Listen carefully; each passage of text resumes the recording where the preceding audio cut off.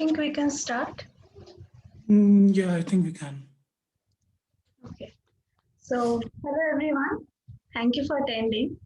Welcome to the first session of Students Learning Seminar. This is an initiative to organize a colloquium where undergraduate and postgraduate students can present talks on their topics of interest as a method of learning for themselves and their peers. We would like to thank Professor Arnab Chakravarti for helping us organize these seminars and supervising them. We also thank our professors for attending and supporting us in this initiative. Needless to say, everyone outside ISI is also welcome to attend. Our first talk is by Anvit Garg, a student of BStat third year, who will be presenting a talk on irrationality of pi and the rational powers of E. This is an hour-long talk with a 10-minute Q&A at the end. So Anvit, the stage is yours. Thank you, Adrita. So I'll begin with my talk now. So we will be going over irrationality of pi. We'll also be going over irrationality of rational powers of E and also irrationality of cosine function if time permits. So here is the outline of the talk. One slide introduction. Then we will go over Nevin's proof of irrationality of pi. Then we'll prove some lemmas for proving rational powers of E are irrational. And then we'll move on to trigonometric functions. So for Nevin's proof, introduction. So as we all know, irrational numbers are those numbers which cannot be expressed as P over Q, where Q is a non-zero natural number and P is an integer. Some of the popular examples of irrational numbers we know are root 2, E, and pi. Most of us have already seen proofs of irrationality of E and root 2, but pi seems to be a mystery. Some obvious non-examples are 1729 over 666, 2, and those two square roots. So, Nevin's proof. Nevin's proof of irrationality of pi will be a simple proof by contradiction. It will only use high school integration, algebra, and trigonometry. We will begin with creating an integral which depends on finitely many values. By finitely many values, I mean that integral will be equal to, say, some f of 0 plus f of x1 plus f of x2 and so on. Then we will obtain a function which takes integer values on those finitely many points. That is, the capital F obtained earlier will be integer on 0, x1, x2, and so on. Thirdly, we will achieve a contradiction by choosing a function such that the integral cannot achieve integer values. We will do so by making the integral lie between 0 and 1. Okay, so for a nice enough function f, that is, it has integrability and other nice properties, using simple integration by parts, we can say that integral of fx sin x is equal to negative fx cos x plus derivative of f times sin x minus integral of double derivative of x times sin x. Putting in the limits of the integration, we obtain the following formula, which says integral from 0 to pi fx sin x is simply f0 plus f pi minus integral 0 to pi f double dash plus sin x. Now, since we know polynomials are generally very nicely behaving, we will, of course, try to choose f to be a polynomial. And since we can see there we have a double degree, it's not a single derivative, we have a double derivative here, we'll choose a polynomial of even degree. So when we choose a polynomial of even degree, say degree 2n, we obtain the following formula, where capital F is just the alternating double degree sum. That is, capital Fx is equal to fx minus double derivative of f plus fourth derivative of f and so on. Note that since we have a polynomial of 2n degree, any further terms are automatically 0. So now we have a mysterious function. The function, this is the function that we will choose right here in order to make capital F0 and f pi to be integers. The function we choose is as follows. Fn of x is equal to q to the power n times x to the power n pi minus x whole to the power n divided by n factorial. So it's very easy to see that this is a polynomial of degree 2n. Q right here, it is a positive integer, which I will specify later. Just keep in mind that this is an integer. So our fn of x has three properties, not two, which need to be discussed. So first of all, for all x, fn of x is positive for x in 0, pi, not outside that. For x in 0, pi, fx is positive. This is easy to see since both of these terms are positive. For large enough n, fn of x is very small. This I will show in the next slide. And thirdly, all derivatives of f at 0 and at pi are integers. This third property will require the assumption that pi is rational, after which we will achieve the contradiction. So fact 1 is obviously easy to see. For fact 2, note that since x belongs to 0, pi, x is less than pi, x lies between 0 and pi, and so does pi minus x. Hence, x times pi minus x is less than pi square. Hence, we have a very simple bound that fnx is less than q to the power n, pi to the power 2n divided by n factorial. Obviously, since factorials grow faster than exponentials, our RHS tends to 0 for a large enough n. So, and since as we know, fnx is positive, we can conclude that for all epsilon greater than 0, we have a capital N such that for all small n greater than capital N, fn of x lies between 0 and epsilon. Again, this is only for x between 0 and pi. So for fact 3, first of all, note that fnx is symmetric around pi over 2. That is, fn of x is equal to fn of pi minus x. Hence, differentiating both sides with respect to x j times, we obtain that j derivative of x of f at x is equal to j derivative of f at pi minus x times a minus 1 if required. Or so simply plugging in x is equal to 0, we get that the j derivative at pi is equal to the j derivative at 0 times a minus 1 if required. In other words, if we show that derivative at 0 is integral, then we are done. So assume that pi is rational. That is, pi can be written like p over q. Since we already know pi is positive, we can assume both p and q are natural numbers. So this is the same q that was used in the definition of fnx. So using basic algebraic manipulation, qn of x can be taken inside the bracket to obtain the transform function, which is xn times p minus qx to the power whole to the power n divided by n factorial.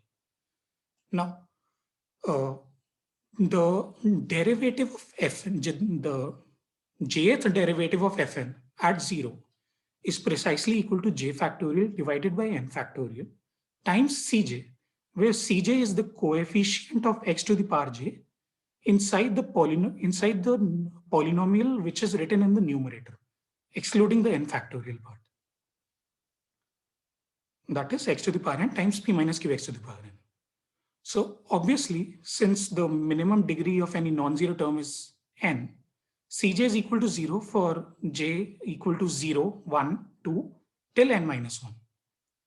For j greater than n, we have j factorial divided by n factorial being an integer.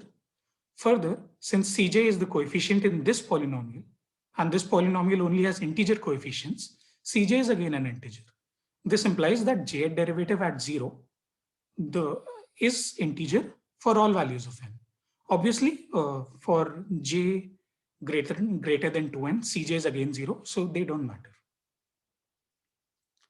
So we have proven using fact 3 that the initial integral from 0 to pi fnx times sin x, which was capital F of 0 plus capital F of pi, is always an integer. Further, integrand is positive, integrand is continuous, non-negative, and it is strictly greater than 0 at least one of the points inside the interval. Hence, the integral must also be strictly greater than 0. Now, since fn can get arbitrarily small, we have a small n such that fn of x is less than 1 over 2 pi over x belongs to 0 comma pi. Hence, fnx times sin x is again less than 1 over 2 pi. This means that the integral is less than equal to integral 0 to pi divided by 1 over 2 pi, which is precisely equal to half. This means that if pi is rational, then our integral is equal to an integer, but it is also less than equal to half. But since obviously we cannot have any integers in the open interval 0 comma half, we have achieved a contradiction, and our assumption that pi must be rational is false. This completes Nevin's proof of irrationality. Next, we will move to, next we'll try to prove that rational powers of E are again irrational. First of all, we'll prove a theorem that if we can approximate a real number arbitrarily well, and we cannot find it exactly, then it must be rational. So first of all, note that Qn can only be 0 finitely many times. This is because in case Qn was 0 infinitely often, then the fact that limit of Qn alpha minus Pn equal to 0 cannot happen. Also, this is because both Qn and Pn cannot simultaneously be 0. Next, let us assume that alpha is equal to a over b, where a and b are of course, integers. Then, for non-zero values of Qn, using simple algebraic manipulation, we have Qn times alpha minus Pn is equal to Qn times a over b minus Pn over Qn. And again, pushing the Qn back inside, we get Qn times a minus Pn times b divided by b. Obviously, since this term cannot ever be exactly equal to 0, the numerator cannot exactly be equal to 0. And since we are taking mod value of an integer, since all Qn, a, Pn, and b are integers, this numerator must again be an integer. And hence the absolute value of the numerator must be at least 1, which means that this expression is bounded below by 1 over mod b. But this contradicts the definition of Pn and Qn, that the limit Qn alpha minus Pn goes to 0. This means that our assumption that alpha is rational must be false, which implies that alpha must be irrational. Obviously, not obviously, the necessary part of this theorem is also true, but we don't require that for the following proof, so I have skipped over them. Again, the first equality, that the limit Qn alpha minus Pn equal to 0, it says that the number alpha can be approximated arbitrarily well using just rational numbers. And the second equality or inequality tells us that alpha cannot exactly be equal to an irrational number. So now we move on to Hermite's lemma. So if fx is any polynomial of a positive degree, then for any a greater than 0, we have the following formula for the integral of e to the power negative x times fx. So the proof for this lemma is very simple. It's just repeated applications of integration by parts. And obviously m plus 1th derivative of f at x is equal to 0, because f is a polynomial of degree n. So this is the repeated applications of the integration by part, and we obtain this expression using by putting the limits. By setting fx is equal to x to the power n and letting alpha tend to infinity, we obtain integral e to the power negative x to the power n dx is n factorial. This formula is attributed to Euler, and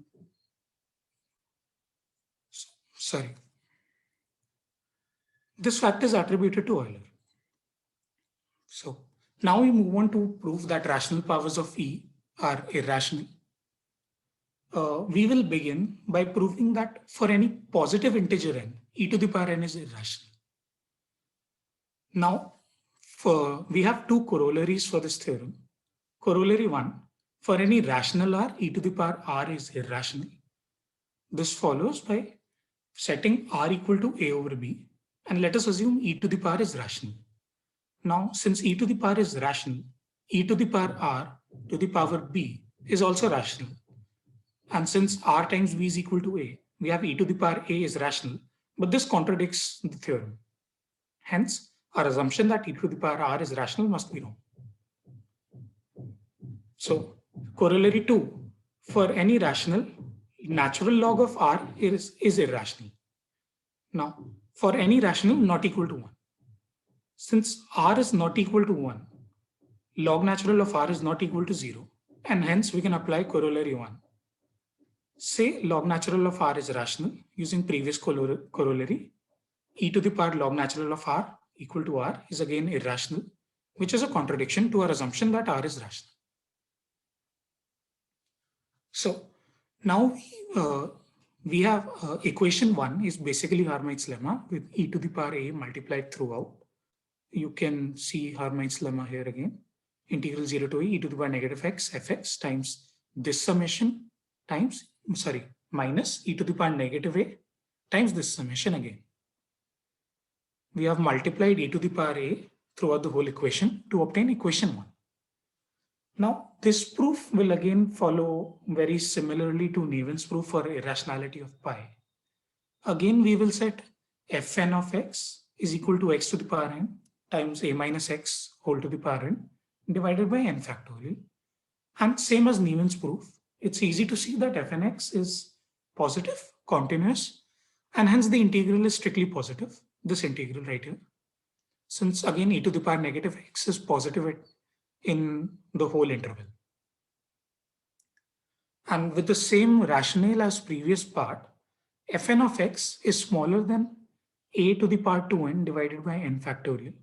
Again, since x is less than a and a minus x is again less than a in the interval 0 to a.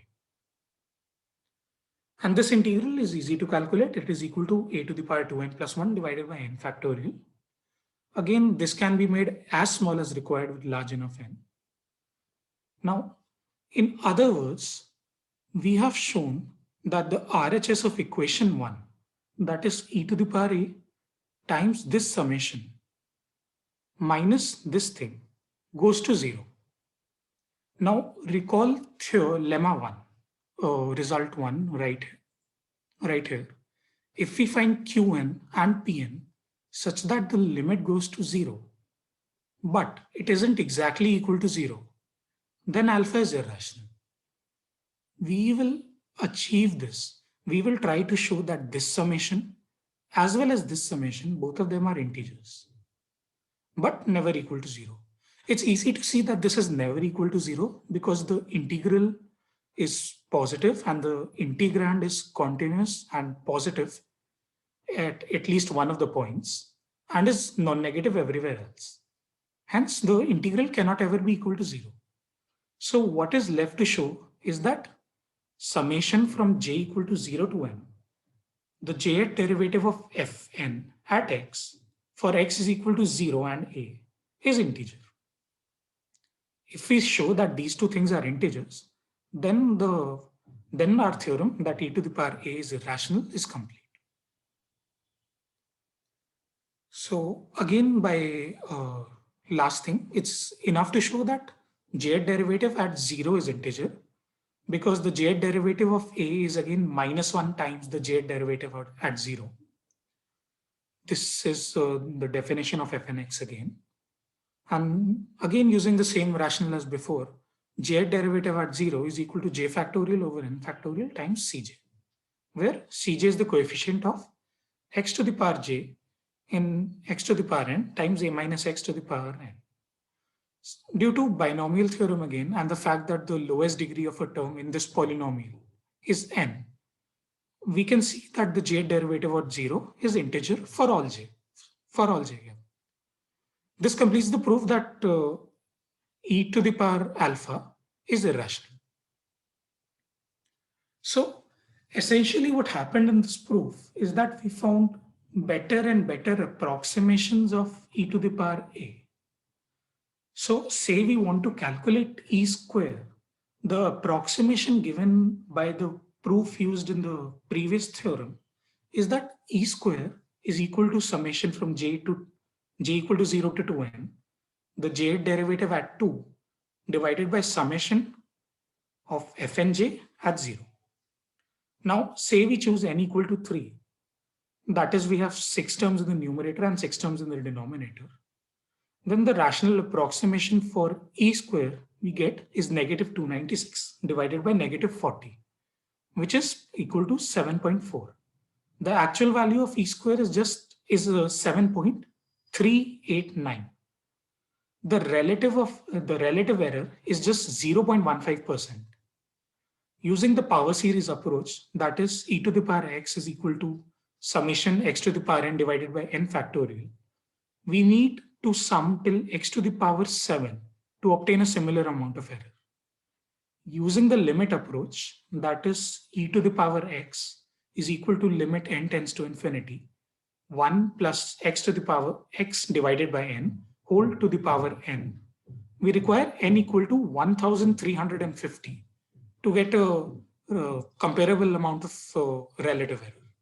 So this gives us a very good approximation of E. But again, since we have already shown that this is irrational, we cannot exactly get the value. Now we move on to trigonometric functions. Say f is a polynomial. Again, we have two lemmas in order to aid us to prove cosine is irrational. Let us say f is a polynomial with integer coefficients. Then n factorial divides the nth derivative at k, where k is any integer.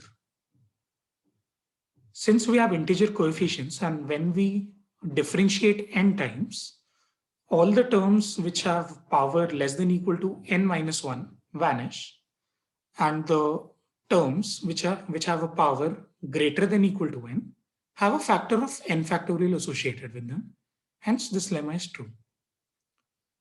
For lemma 2, we will show that for any, this should be integer, not number, sorry. For any integer r, fx is rational number.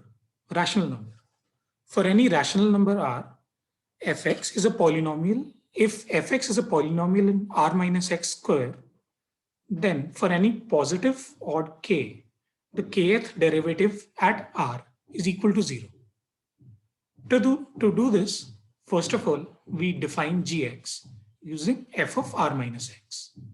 Then, since f was a polynomial in r minus x square, g is a polynomial in x square, which means it is an even function. Now, recall that the derivative of an even function is an odd function, and that the derivative of an odd function is an even function. Hence, all the odd derivatives, that is the kth derivatives of f, will be odd functions. Since we know that the value odd functions take at 0 is 0, hence the kth derivative of g at 0 must be 0. This implies that the kth derivative at r, by plugging 0 right here, is equal to 0. But by differentiating, we again obtain a minus 1 to the power k, but that is irrelevant since we have a 0. So this time, the function we choose is a lot more complex. Last time, you may have noticed that the function looks more or less like a parabola. Like a parabola with one of the roots at x equal to 0 and the other root at x equal to pi or x is equal to e to the power r. But this time, since we want to show, so the proof here will be showing that cosine of alpha, cosine of a over b, is irrational. So, but we cannot proceed in the same manner as we have done previously, because this time, so last time the bounds we used were that sin x is positive. In the first proof, if we recall, we have right here, we have integral from 0 to pi fx sin x. Obviously, sin x is positive in 0 to pi. For the next proof, rational powers of e, we had integral from 0 to a. This time we had e to the power negative x. And obviously, e to the power negative x is positive in the whole real line. So that is not a problem for this proof. But for the next proof, we will again use sin x, which was used in Nevin's proof. And for that, we need the integral to again go to 0. But note that we won't be able to use the lower bound of 0 since our integrand won't be positive anymore. Since your value of alpha can be greater than pi and sin x can be negative. So that's why we define fnx is equal to these things, where of course alpha is equal to a over b. Note that fn of x is a polynomial in a minus x square, alpha minus x square, which means we can apply lemma 2. This will be useful later on.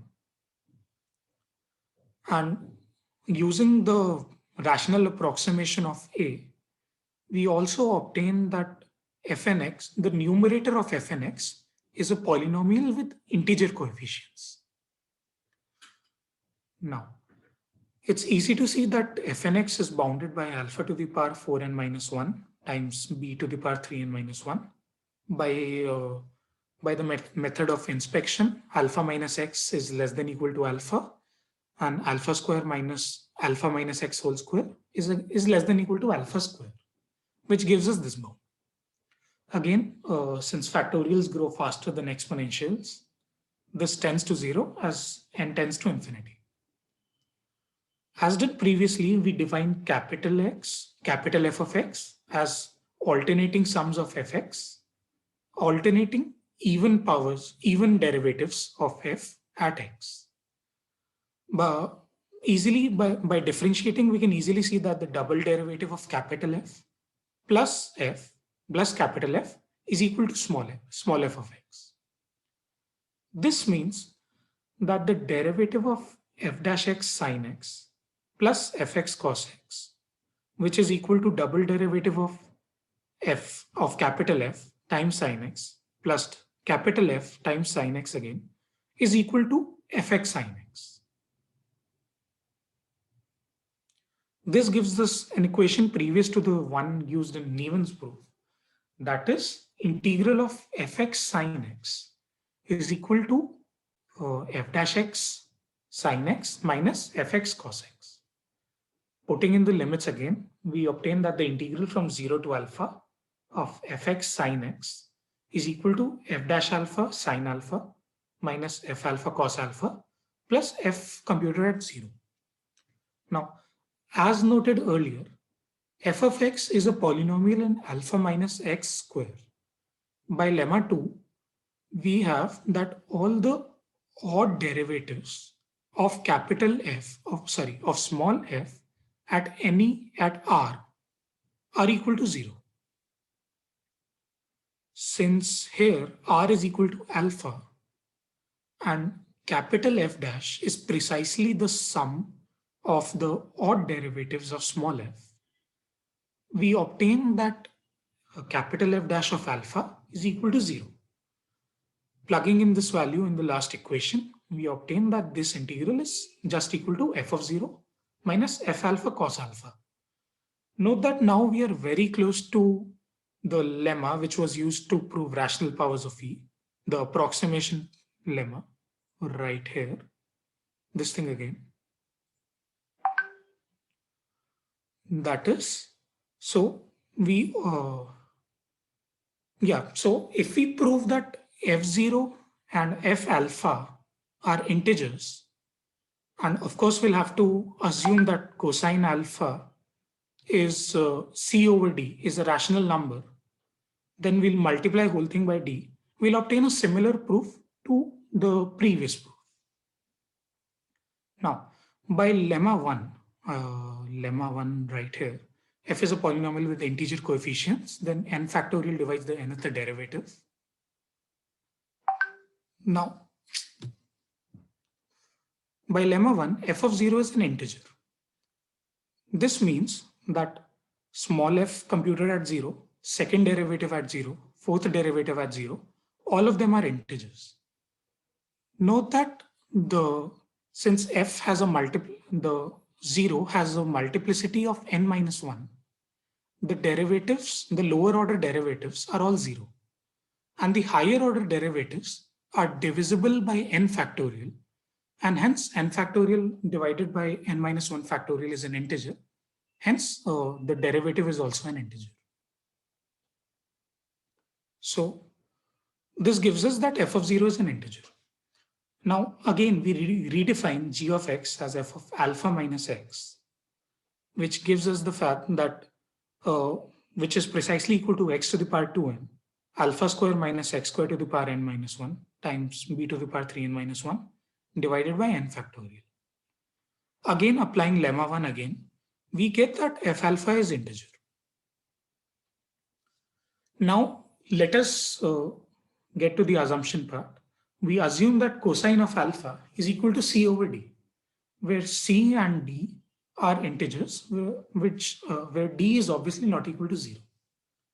Multiplying both sides of the equation by d, we obtain that d times the integral is equal to d times f0 minus c times f alpha. We already know that f0 is an integer. We also know that f alpha is an integer. Further, we know that this product, this integral, is bounded by this expression, since as shown earlier, and this can get arbitrarily small as n tends to infinity.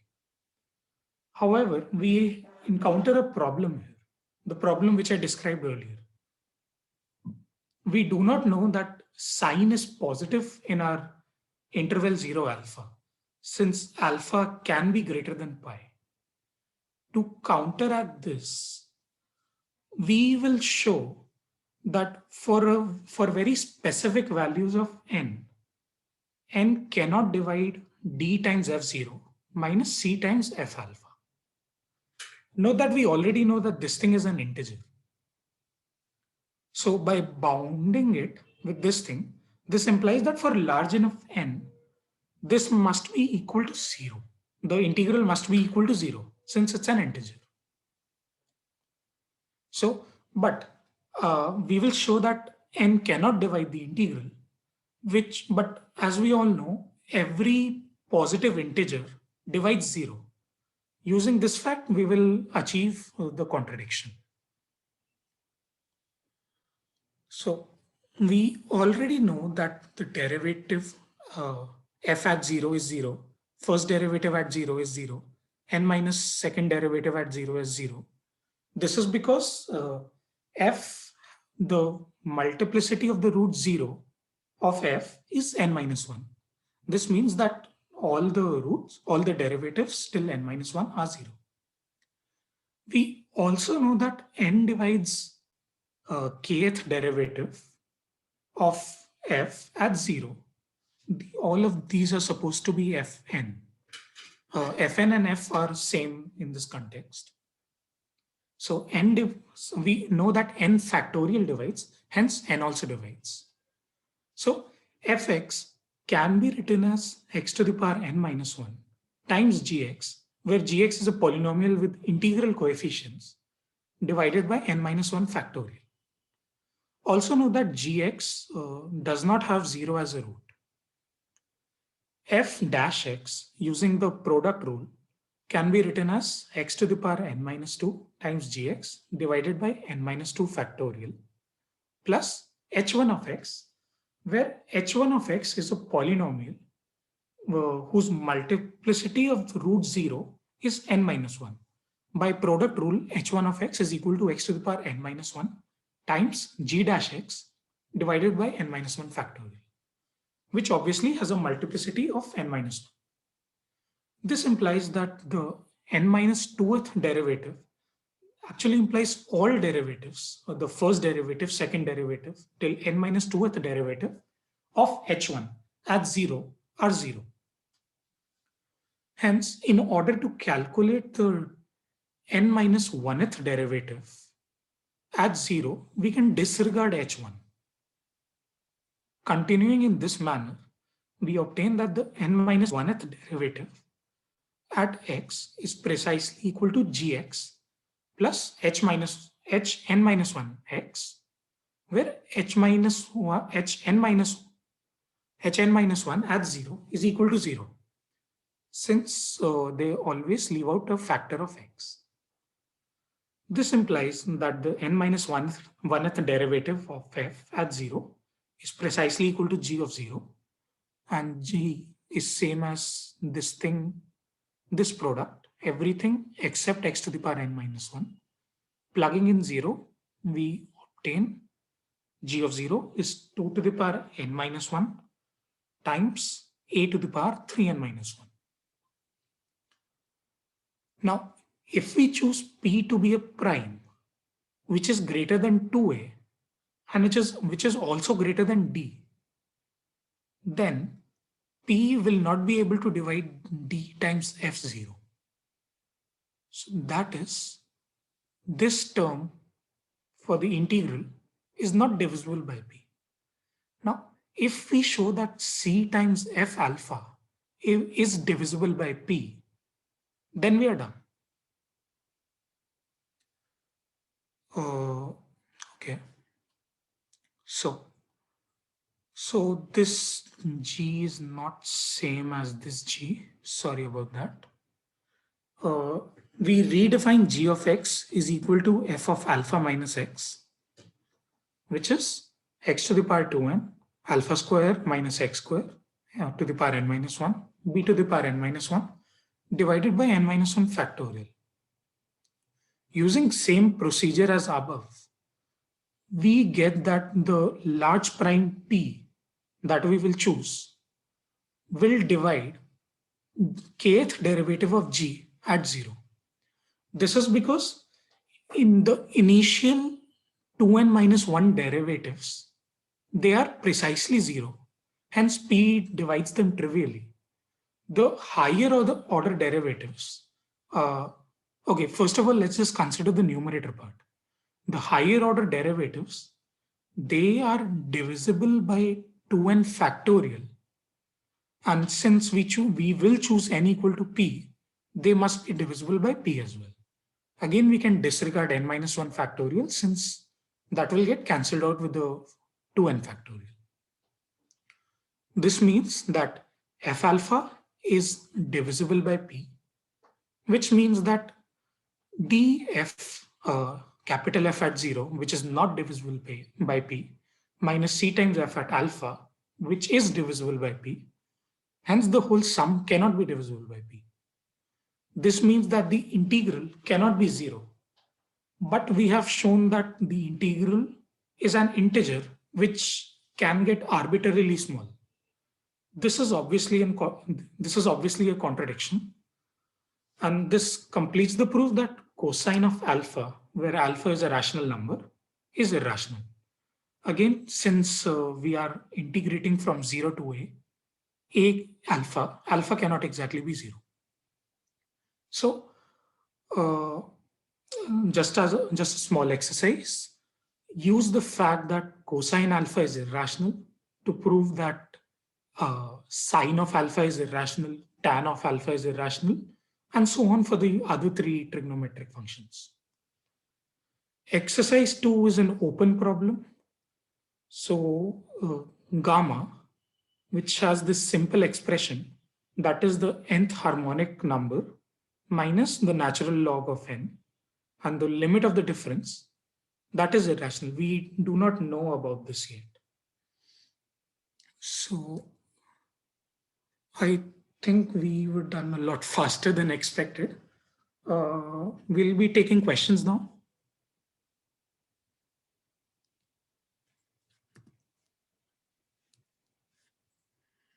Oops.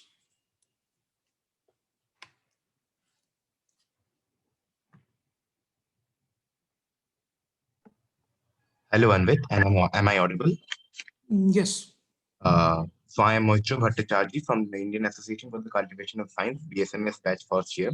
Thank you for the Hello. wonderful talk. Thank you for such a wonderful initiative as well. So I just one small question regarding the open problem which you stated at the end of your slide. Is it the yes, this one? Is the gamma called the Euler-Mascheroni constant? Yes, it is precisely that. Okay, okay, okay.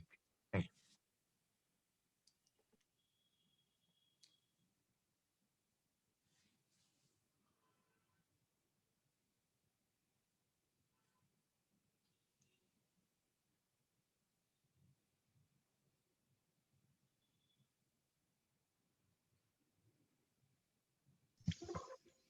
Hello, Anvit. Hello. Yeah.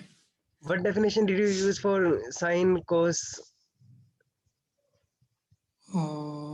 I did not use any definition per se. Do you have a question about the some precise equation used here? Like the standard definition, ratio of triangle, ratio of sides of a right angle triangle. Again, that cannot, we'll have to use the fact that it is periodic in 2 pi. And that definition only makes sense for pi in 0 to pi over 2. Sorry, for alpha in 0 to pi over 2. But they can be extended to alpha greater than pi over 2 using the standard trigonometric identities that we know. Okay. But the exact definition isn't very relevant. I don't think it matters.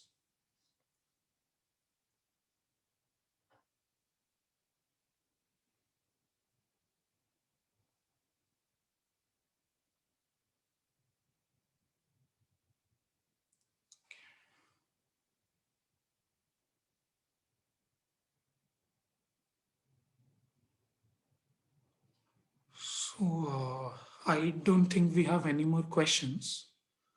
So please join us again next week for a talk on how topology governs analysis by Adrita Laha. And I think we can end this meeting now. Thank you, Anvit, for the talk. Thank you. So I'm ending the meeting. Thank you everyone for attending. Hope to see you next week.